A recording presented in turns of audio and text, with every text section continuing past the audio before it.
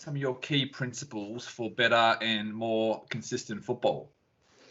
Yeah, that question is one that has such a broad answer, and it also, to me, James, has an answer that is so dependent on so many different factors. Consistency in anything for me, whether that be football or education or business or doing a podcast, before you even look at consistency, because consistency is an outcome, I'm a big believer in you need to understand the people that are going to be involved with delivering that consistency. I believe that you will find examples in sport, not just football, but in any sport you can think of right around the globe. And if you have a look at the consistent performers, particularly the ones, it actually doesn't have to be at any level. You will regularly find a group of people, from player to coach to administrator to supporters, perhaps at local level, at junior level, you'll find parents, guardians, grandparents, etc. And they have really strong relationships, and they know each other well. And in certain circumstances, as you get a little bit older, as you perhaps get a little bit higher up the level, you spend more time with each other, you'll understand how each other perform under pressure. So I think that is the key, one of the keys to consistency, building strong working relationships.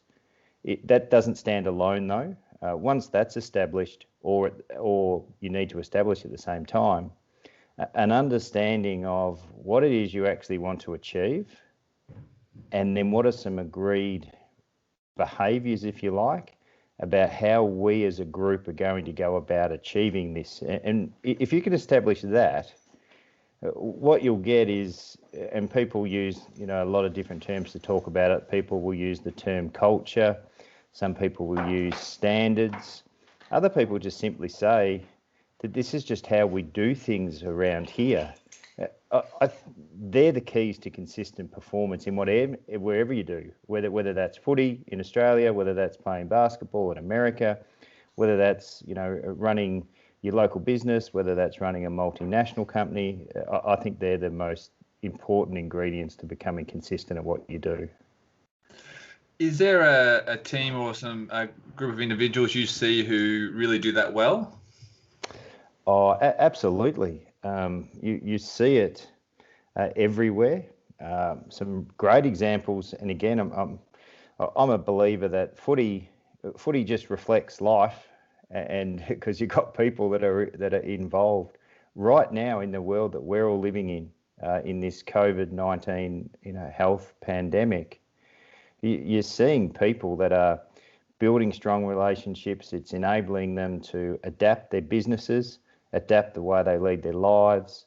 We're seeing an increase in people volunteering their time to go and help others in need. They're helping out organisations that their job is to help, or their chosen task, if you like, is to help those that are less fortunate. In the world of sport, so if you want to focus at AFL level at the moment, and there's a few other examples. You've got AFL here. I know the Suncorp Super Netball that's going on here. They're in hubs. We see the NBA are in hub in America. There's talk that Australia's top basketball codes will go into hubs. So the challenges that come with that, living away from home, and people will say, well, these boys or these men and these women get paid. That's true. That's their job. They do. And you're right. But I'm also a believer, it doesn't matter how much money you get paid. If you have a family, you've got loved ones, you miss them, and you have to adjust to the way that you're living. So, any team right now that, say, for example, that's been living in a hub for an extended period of time, flying around the country, in hotel rooms, going from isolation in this state to isolation in that state, if they're able to get out on the field or the court or the pitch, whatever it may be, and perform consistently, I'd point to the 8 teams that are playing AFL finals, the 4 teams that are playing Suncorp Super Netball finals, the Australian cricket team that just went to England for a very short T20 and one-day international series. What they did was amazing. We have the Australian women's cricket team now that just clinched their series yesterday. They're great examples of people that are performing consistently well in the face of some huge challenges. Yeah. And if you were, say, you were going to take up a community coaching role for 2021 season, Yep. or you're advising some coaches, what sort of some of the things you would have coaches thinking about now in the lead up to 2021 season with COVID in mind, and just the different sort of world we're living in at the moment? Yeah. I would advise people, I challenge them back to the 3 points that we started with: building relationships, understanding what is the collective agreement about what we want to achieve and how we want to go about it. I would encourage the person who would be taking charge or leading, or the people that are doing that, really think hard about the questions that you want to answer. How can you engage the group of people in front of you? I'd also challenge them to think about one person standing out the front of 10 or 20 or 30 or 40 or 50 people, for that person to think that they have every answer, irrespective of what their experiences has been. You will find if they can add their experiences and desires and the way that they want to do it, if they can add that and draw it out of the group that they're speaking with, that's where I'd start. Because if it was to be, say, community sport in 2021, and I'm sure, James, at some stage I will get involved with local footy. Love to. That's where I started, and it's not right now, but at some stage I certainly will. It will be, okay, let's understand why we're all here and what do we want to achieve, because there are some overused terms at the moment, but I think they're overused in the right way. We're in some very weird circumstances here that no one's ever been, and people will be apprehensive about playing sport, and that's completely understandable. Other people will be gung-ho, no, good to go, I'm right, okay, terrific. So there's going to be different reasons. And at community footy in particular, having started there as a player and there as a coach, there is such a wide range of reasons why people are there, and a wide range of challenges as to what in certain times of the year can prevent them from being there. And it's really good to put that on the table so everyone can understand it. Yeah. I want to take you back to your community coaching days at Ocean Grove. Yep. Extremely successful, 4 flags in a row from 2000 to 2003. What are some of the things you did really well? And the flip side, what are some things you look back on and think I could have done a lot better? Yeah, the Ocean Grove, fantastic sporting club.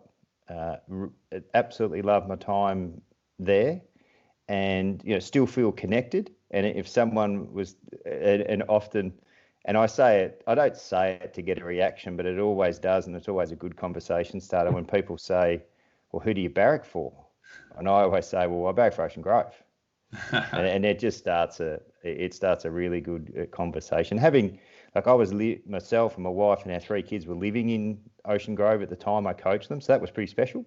Yep. And in actual fact, the first year I coached at Ocean Grove, we lived across the road from the ground, and that was awesome. Yep. And I really enjoyed, and my family really enjoyed. It was a football and a netball club, and every 7 days, the entire senior club, went to Drysdale or went to Anglesea or Queenscliff or Torp, wherever it is we were going around the coast. The footballers went and the netballers went. So I really liked that. It was, looking back, the players and everybody they were really, when people talk about tight knit, it meant that they did know each other well. Mm. And they were really, really clear that they wanted to win the premiership every year. That was what they wanted to do. And the group involved felt that to lose a premiership wasn't something they wanted to consider. So in terms of all the discussions we had, so that was the outcome, and we parked that lots of errors can be made if you simply want to focus on an outcome. And it was, okay, well, how do we want to play? There were certain agreements.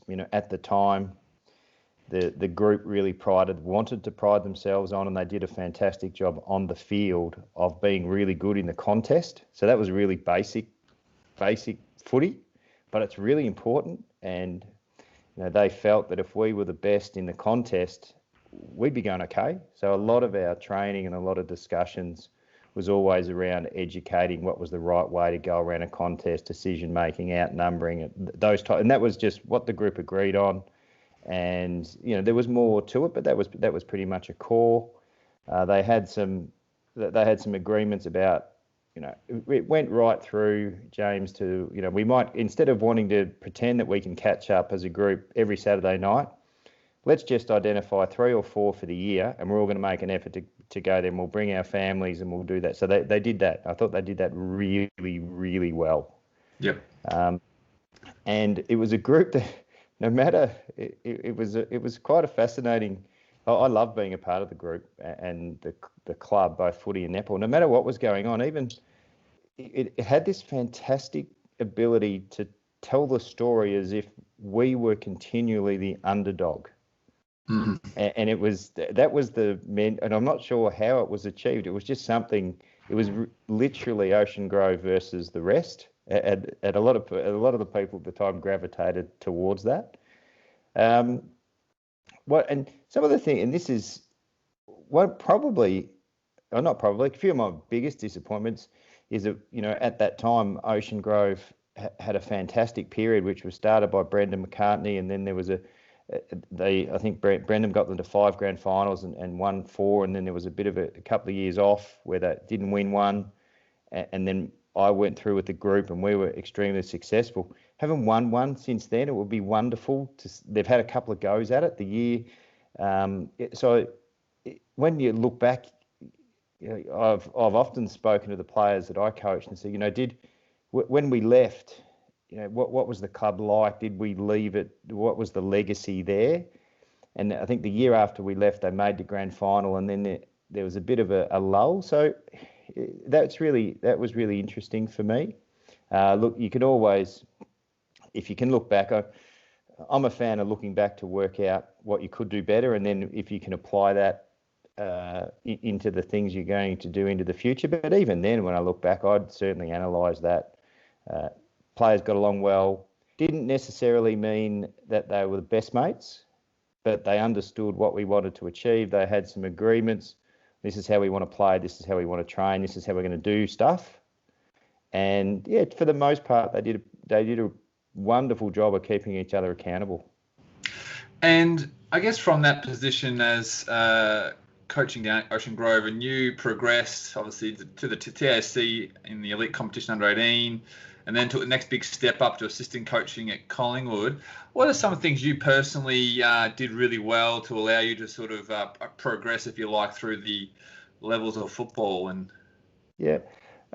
again, James, one of the things you emailed me was you had a couple of questions around books and curriculum type stuff, and I think my experience tells me that the best things you can do, whether it be if you're into reading, there's a wonderful array of sporting books. If you're into podcasts, if you're into audio books, you listen, read, watch as much as you can. The best thing that I've seen and experienced, and I do what I can to try and do this as well, is to work out what you're reading and what you're hearing and what you're watching. How does that fit with your own beliefs? Because what you can't do in anything, whether it be footy or whatever, you can't be someone else. You have to be yourself. And, things change over time. And I think one of the greatest changes is the ability to ask questions like you're doing now, to draw out information and to draw out reasons and get to know people. I think that's really important. At the higher level, there's certainly, once that's established, and you do need to continually work at that.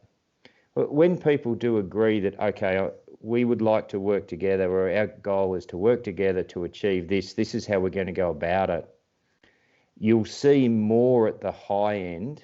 And when I say high end, it's about, professionalism, and it is their only thing.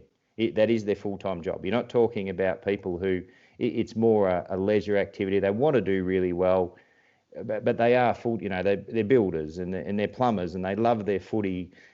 It's not a but. It's just the fact is they're not spending 40 to 50 to 60 hours a week, although they'd love to.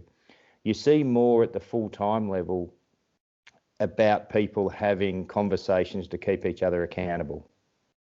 And that is always a bit of a balance, and you need to know people, how people take feedback and how you have discussions with them and how you yourself take feedback and what are you going to do with that. And that's a constant balance that people walk. And again, if you parallel that to the world of business, it's exactly the same thing. It's really interesting. And when you look back and having an education background as well, at both school and then university level, our society is really interesting. And it does ebb and flow.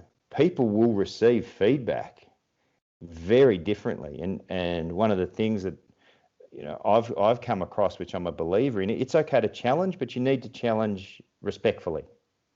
You don't be rude about challenging people and their performance and their whatever it is that they're doing. You need to find a way to respectfully do that. To be able to do that, you've got to get to know them. And then what are they going to do about it? And so there's a whole heap of things that I've learnt and experienced. But I think the asking of questions, the constant working at building relationships, and then I'm and anyone who's worked with me or knows me would. I'm really big on once we agree that this is how we're going to do something and these are the reasons we're doing it, and someone says, well, this is the manner that I want to be kept accountable. Well, okay, let's go. We'll be in this together. What are some of the coaching mistakes or common coaching mistakes you see coaches do? Well, so I find it really hard. One of the things I find it really difficult to do is sit from afar and make those judgments, because there's so many things involved. And I see, so at the moment, I'm really fortunate. I do some the special commentary work for the Geelong games on K-Rock, and that's great. I really enjoy it. One of the things I find, and it's not a criticism, it's just an observation, is that at that level, just the one-off, quick, critical or criticism comments, and I often think, well, you don't know that you've just put that out there, and so that worries me a little bit. So again, I find that difficult. Like I can tell you, for example, if there's a game of footy going on, I would back it in that I'd be able to tell you, and I won't get it perfect. I don't think anybody can unless you've been in the team meetings. I could sort of tell you that the style of play of both teams and what they're actually trying to achieve. And there's many different ways to play the game, many different ways, and people will focus on different things. So I think I'll be able to tell you, look, this team's basically trying to do this, and their opposition's trying to counteract it by doing this, and away they go. And I think as an industry, one of the things that we don't know enough about, or at least it's not publicised we know enough about, are things such as long-term athlete development. And the same goes with groups, how long it does take. And then someone will say to me, oh, well, Joel Selwood, Chris Judd, they came in straight away. Bontempelli came, and you go, they did, you're right. Absolutely they did. Now, one of the things that I think we do, I still believe that those guys, they're outliers. You're talking about the top, every year, 100 kids, 75 kids or something get drafted. And yep. Most people expect something really good from the top 10 straight away. Is that fair? Oh, I don't know. It is, but it isn't. And, they're the ones with all the talent. I think one of the common mistakes that people make with the kids and coaching groups and things such as that, everything takes time, and it takes a little bit longer the higher the level that you go, because you're doing it against people that literally they're striving to be the best in the world at what they do every day they go to work, which is a really interesting mindset. And I challenge people, and And now in a very different role and in an administrator's role, I'll often talk to people about that. Everyone has a bad day, and something's that the kids are sick, or you were sick, or whatever it is, or of your business. In this case, your business is shut down. But are you striving to be the best in the world at what you're doing right now? And is someone sitting in critical judgment of your performance for these 8 hours you're going to be at work? So back to your question about the mistakes, it's hard to comment, but I would again say, mine would be a challenge. I'd just ask some questions. How does this organisation go about building relationships with the people involved? What does this organisation stand for? And how do you go about things? And I think the really good organisations, when you step foot in them or you watch them play, you can have a pretty good guess at what they actually stand for and the way that they go about it. And there's some good examples of that all around the place. Fantastic. A couple of things. I'll usually ask later in the show, but are there a couple of books you might, or 2 or 3 books or documentaries you might recommend coaches and players get a hold of? And the second question would be, you mentioned a couple of outliers, the Joel Selwoods, the Michael Vosses of the world.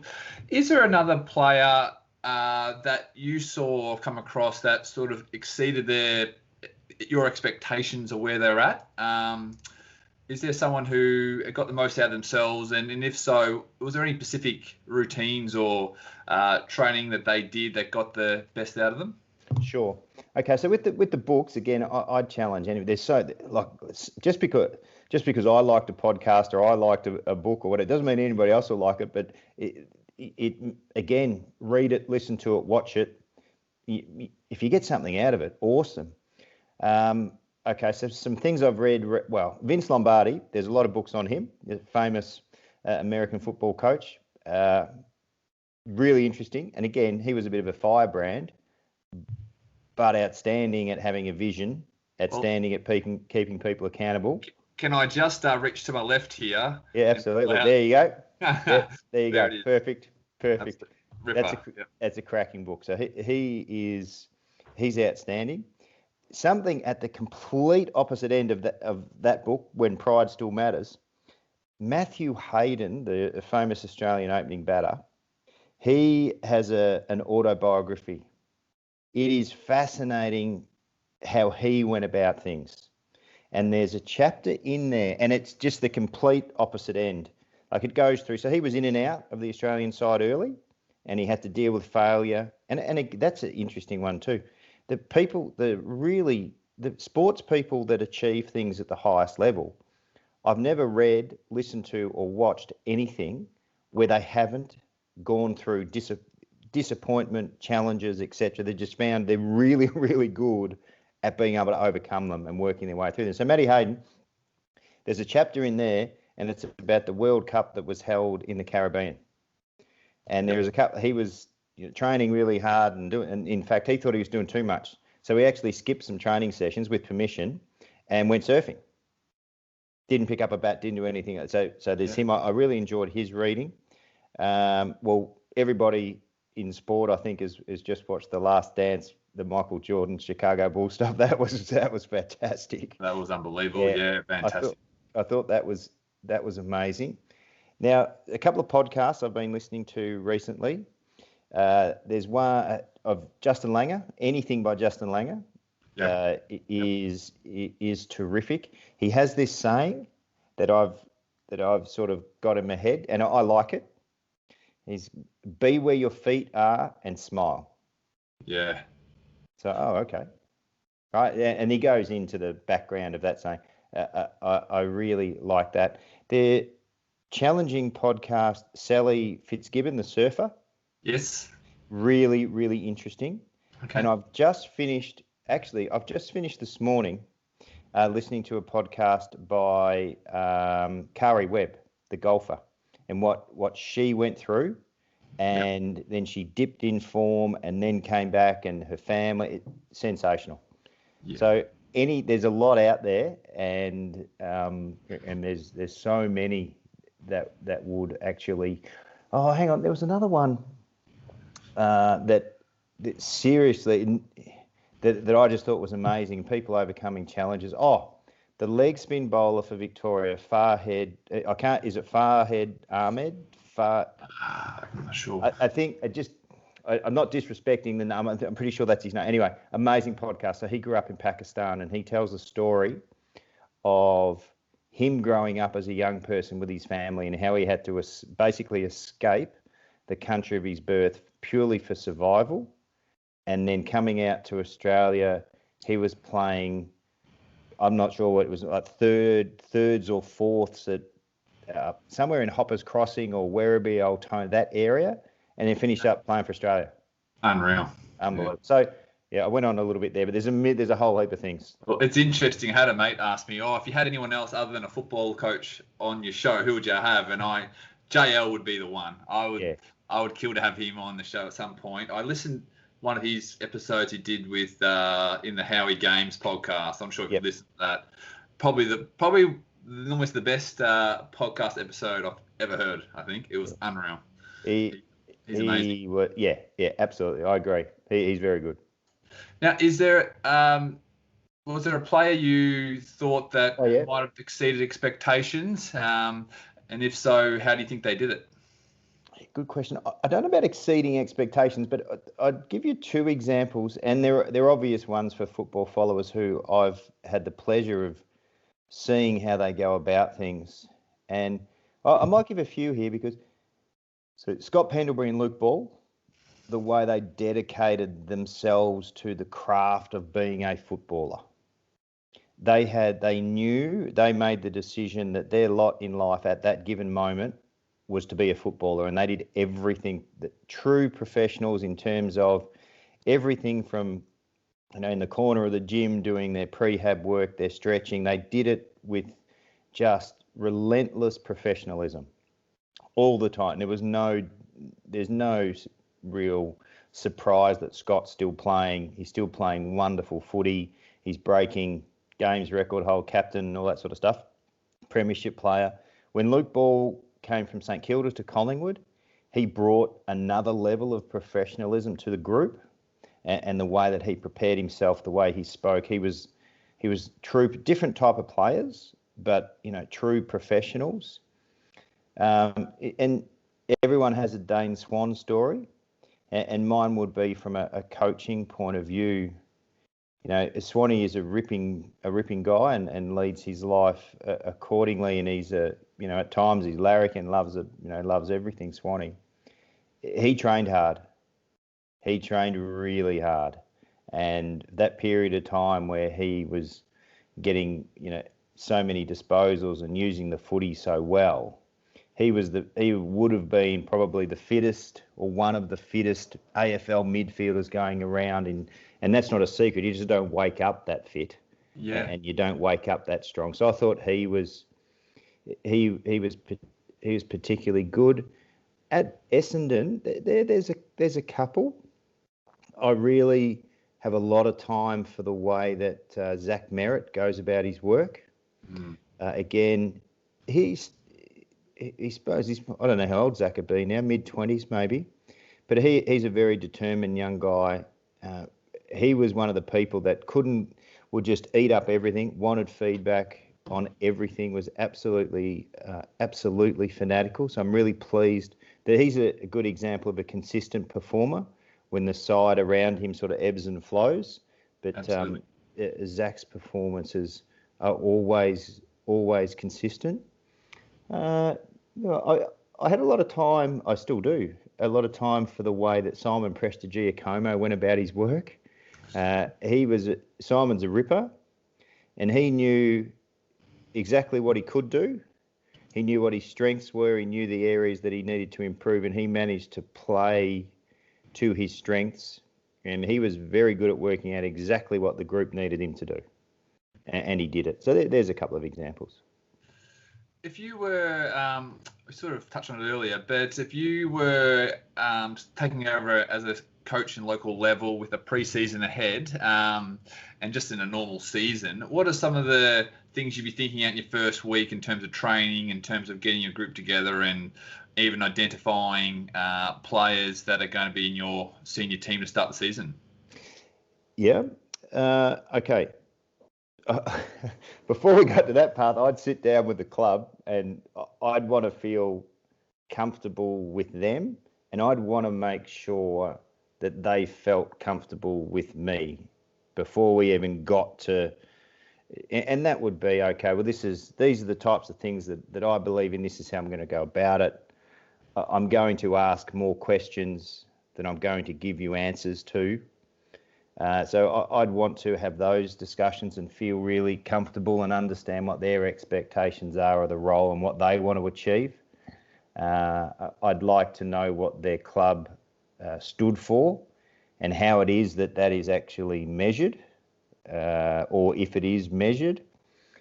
I'd want to know a little bit of history about the club, and I'd also want to know if there's any people from the history of the club that are still involved, and if they are, that's wonderful, and if they're not, how can we get some people back involved? I'd want to have those discussions.